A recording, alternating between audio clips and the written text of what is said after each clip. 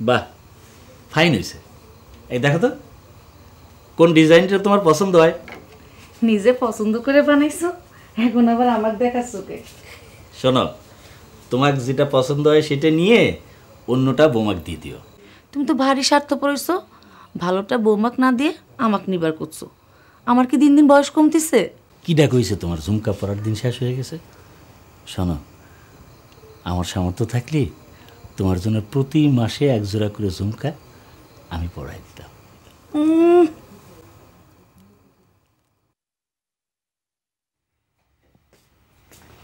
সানি, খুব তো সৌজন্যতার জ্ঞান দাও।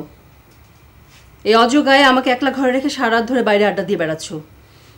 এটা তোমার কি ধরনের সৌজন্যতা রঞ্জু?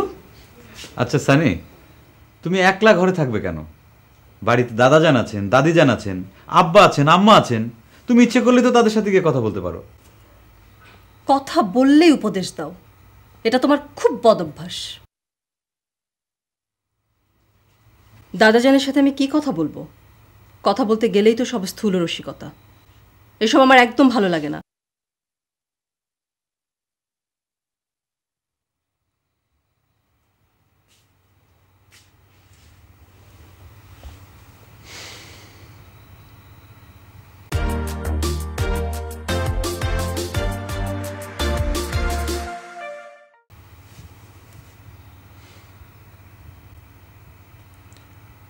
আমাদের একটা সমস্যা কি জানো সানি?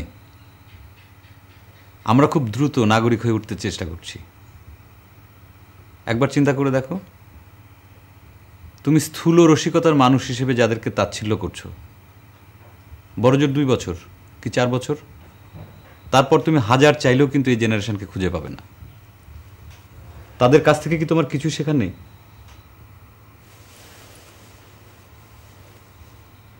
তোমার এসব জ্ঞানের কথা আমার কাছে অসহ্য। তুমি আসলে খুব বেশি রকমের ডমিনেটিং, সেই সাথে ইদানিং ডিস্টার্বিংও হয়ে উঠছ। প্রথম বিবাহ বার্ষিকী নাচতে আমি তোমার কাছে ডিস্টার্বিং হয়ে গেলাম? অবশ্যই ডিস্টার্বিং হয়েছ। আরও শোনো, আমার এখানে এক মুহূর্ত থাকতে ইচ্ছে করছে না, এটাই সত্য। আর তুমি খুব ভালো করেই জানো, সত্য কথা বলতে আমার একদম বাধে না।